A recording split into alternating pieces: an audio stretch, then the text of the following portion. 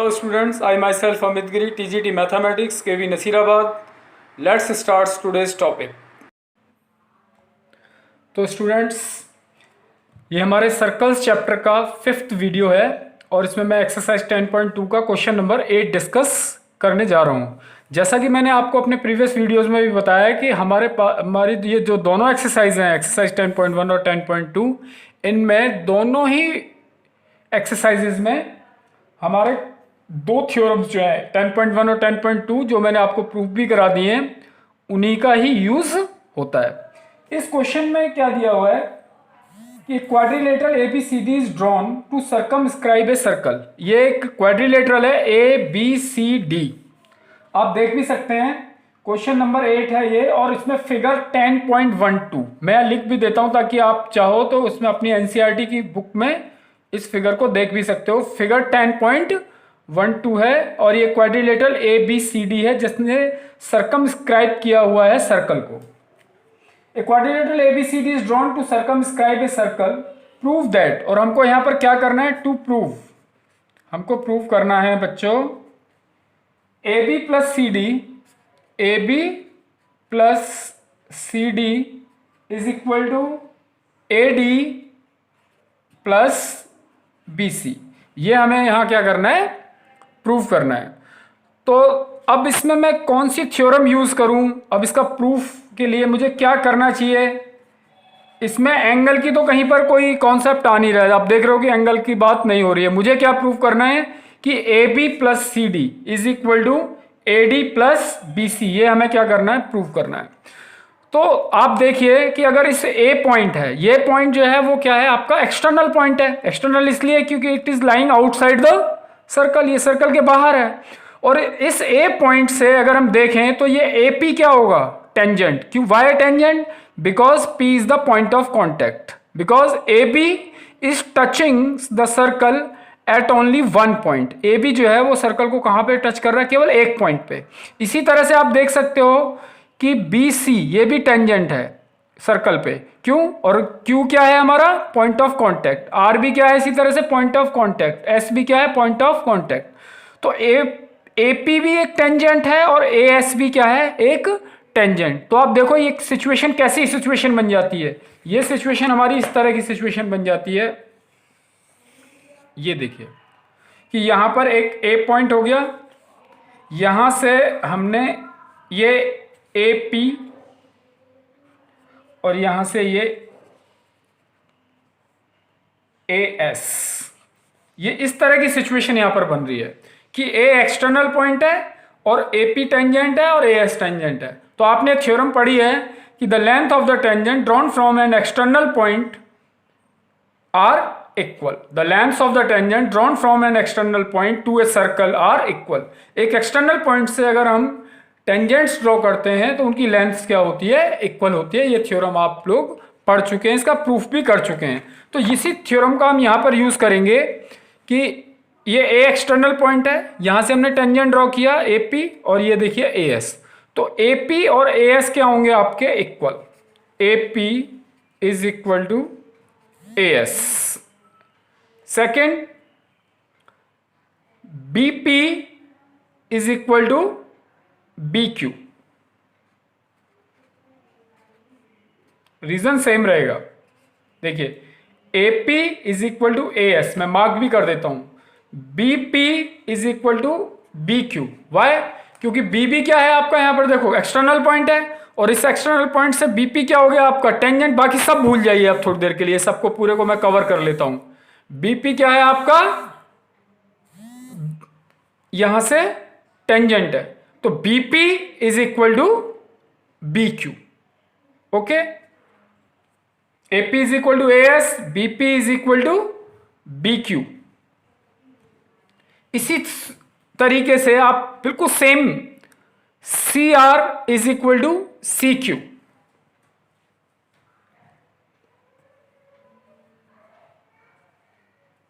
CR इज इक्वल्स टू CQ and DR is equal to DS। आप देखिए यहां से ये D आपका एक्सटर्नल पॉइंट हो गया और एक्सटर्नल पॉइंट से क्या, ये दो टेंजेंट ड्रॉ किए गए हैं, DR एंड DS। ये मैं मार्क कर देता हूं, इसको 3 लाइन्स से मार्क कर दिया मैं। AP और AS को 1 1 से कि AP is equal to AS है, इसी तरह से BP is equal to BQ है, CR is equal to CQ होगा, और DR is equal to DS होगा आपका।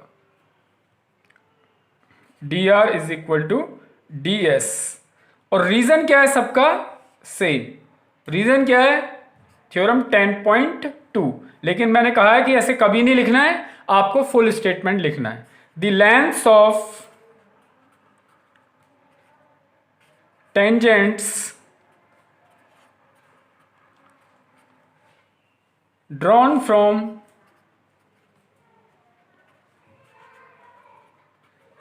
an external point drawn from an external point to a circle are equal। तो आपको ये समझ में आ गया। अब हमारा देखो ये प्रूफ बहुत ही आसान हो जाएगा। मुझे लेना है AB प्लस CD, तो मैं लेफ्ट हैंड साइड ले लेता हूं, AB प्लस CD। अब मुझे AB और CD ले लिया, और मुझे लाना क्या है? AD plus BC। बस मेरा फिगर पे मुझे फोकस करना है, ये जो मेरा डायग्राम बना हुआ है। अब AB देखिए, AB को मैं लिख सकता हूं AP प्लस BP। AB को लिख सकता हूं, आप देख लीजिए। AB को मैंने लिख दिया AP plus BP। Okay, no problem, AP plus BP। अब CD को मैं लिख सकता हूं CR प्लस DR।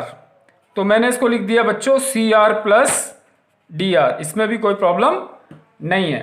लेकिन मुझे तो चाहिए नहीं, मुझे AB नहीं चाहिए, CD नहीं चाहिए, मुझे तो AD चाहिए।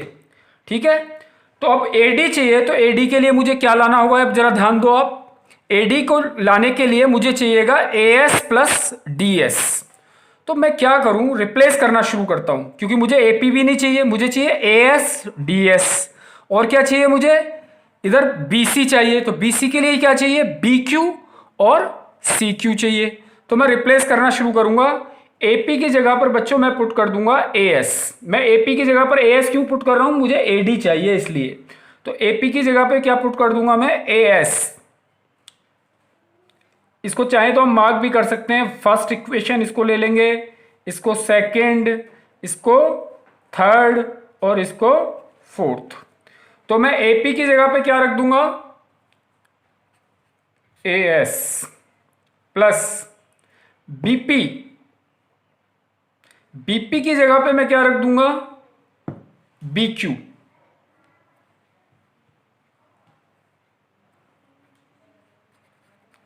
ओके, प्लस CR की जगह पे क्या रख दूंगा मैं? CQ। और DR की जगह पे क्या लिख दूंगा मैं बच्चों? DS। और यहां लिख भी दूंगा कहां से? From first, second, third and fourth. ये जो तुमने 4 इक्वेशंस लिखी थी, AP is equal to AS, BP is equal to BQ, CR is equal to CQ, DR is equal to DS। तो AP की जगह पे AS रख दिया, BP की जगह BQ रख दिया, CR की जगह क्या रख दिया? CQ, और DR की जगह पे क्या रख दिया? DS। अब जरा मैं इसको देखो अरेंज कर लूं, तो मुझे चाहिए क्या? चाहिए AD चाहिए। तो AD के लिए बच्चों क्या चाहिए? फिगर से ही मेरा बिल्कुल आंसर आ जाएगा, AS और DS चाहिए। तो AS यहां पर है बच्चों, ठीक है, और DS कहां पर है? देखो ये DR की जगह मैंने ना, सॉरी ये मैं भूल गया, DR की जगह मैंने DS नहीं लिखा। मुझे यहां पे क्या लिखना चाहिए? DR की जगह पर DS। मैंने बोला DS लेकिन लिख दिया। तो अभी स्टूडेंट्स मैं क्या करूंगा कि मुझे क्या लाना है? AD लाना है। तो AD मुझे मिलेगा AS प्लस DS से। तो AS plus BQ plus CQ plus DS है। तो मैं क्या करूंगा? AS और DS को एक जगह, क्योंकि प्लस में, और आपको पता है कि एडिशन क्या होता है? कम्यूटेटिव। आप अगर ऑर्डर चेंज कर दो तो एडिशन पे कोई फर्क नहीं पड़ता। तो मैं AS और DS को तो एक जगह लिख दूंगा, और BQ और CQ, BQ प्लस CQ को एक जगह, क्योंकि उससे मुझे क्या मिल जाएगा? BC मिल जाएगा। तो मैं अब क्या करने वाला हूं? बस खाली इसको रीअरेंज करना है मुझको, और मैं इसको लिख दूंगा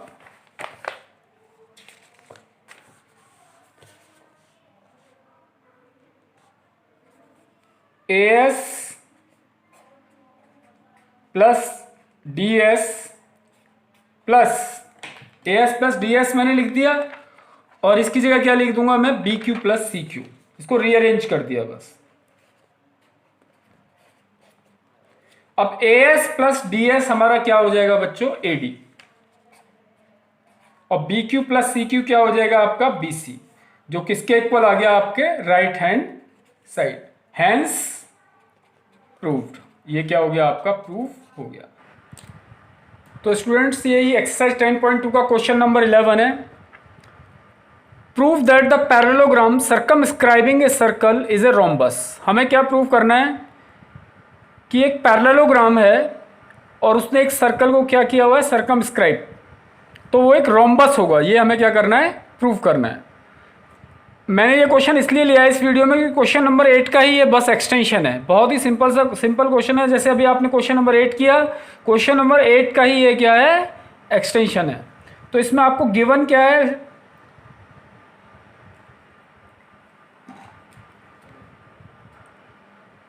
गिवन है parallelogram A B C D which circumscribes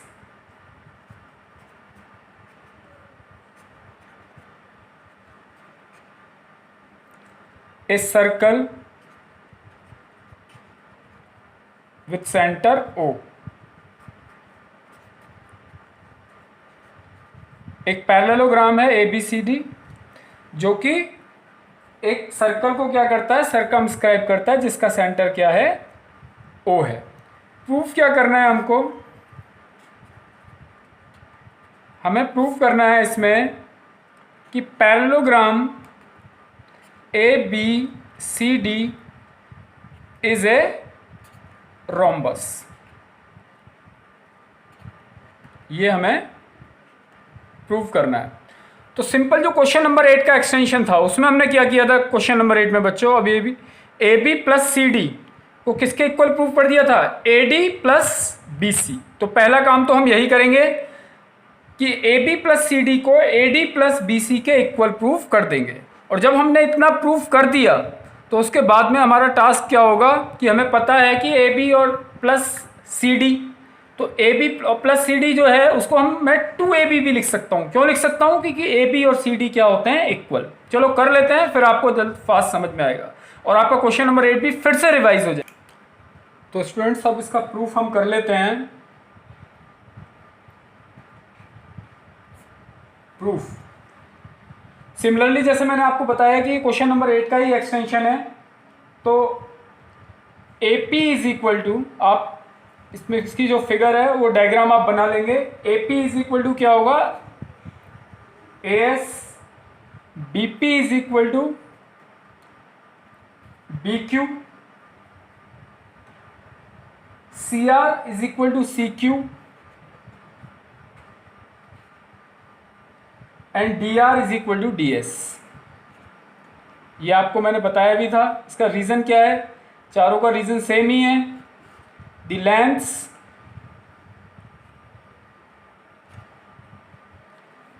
of the tangents drawn from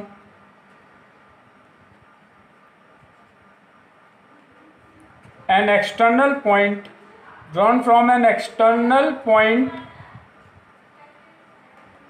to a circle are equal. The lengths of the tangents drawn from an external point to a circle are equal.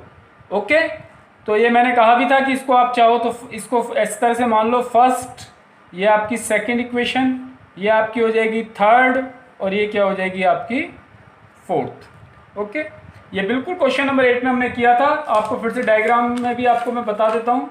ये देख लो, A P is equal to A S, क्योंकि A external point है। यहाँ से जो tangent आपने draw किया ए पी और ए एस, इन दोनों की लेंथ क्या होगी आपकी, इक्वल। ये बिल्कुल उसी तरीके से किया था। ऐसे ही बी पी किसके इक्वल होगी बच्चों, बी क्यू। सी क्यू किसके इक्वल होगा, सी आर। और D R is equal to कितना होगा आपका, डी एस होगा। अब इसके बाद मैं A B plus C D लेके चलता हूँ। A B plus C D. तो ए बी को मैं लिख सकता हूं A P plus P B, P B या लिखूं या बी पी, और सी डी को लिख सकता हूं C R plus D R, C R plus D R, ये मैंने डी आर लिख दिया, C R plus D R. अब इसके बाद मैं क्या करूंगा, एपी की जगह पे मैं क्या लिख सकता हूं, देख लो यहां से, ए एस, बीपी की जगह लिख सकता हूं B Q,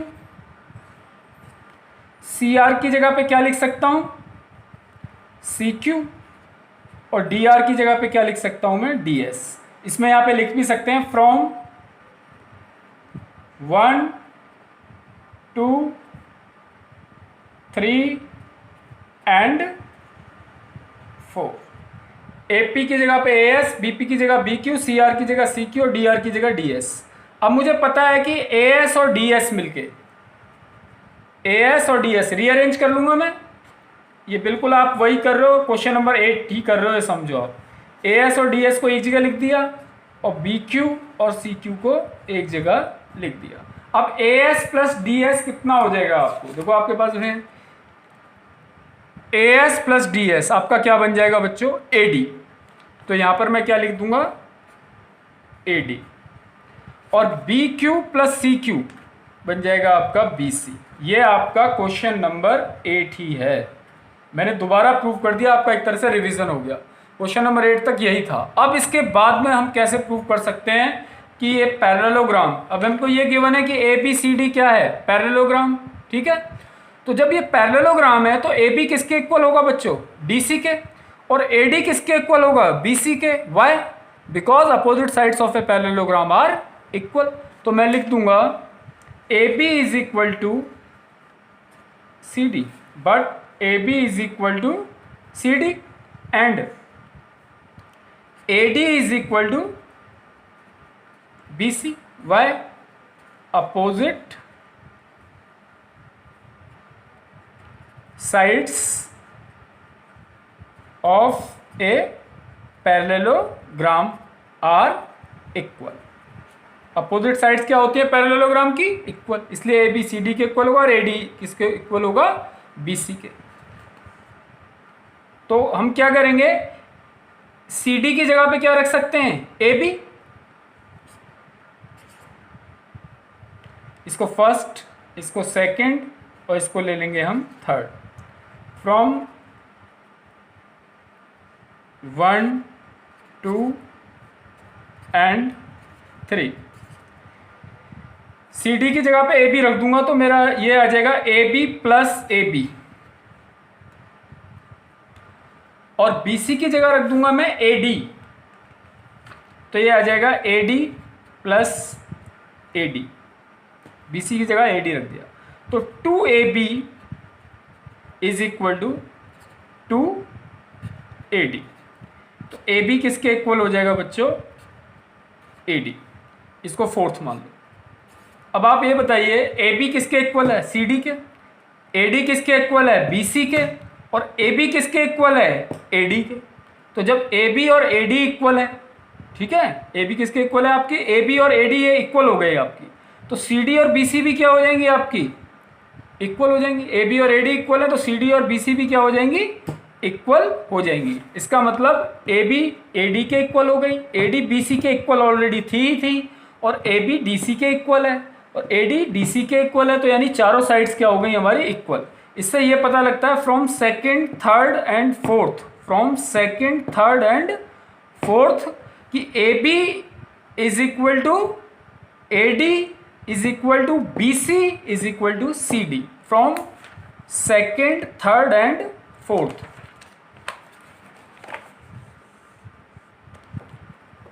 From second, third and fourth, AB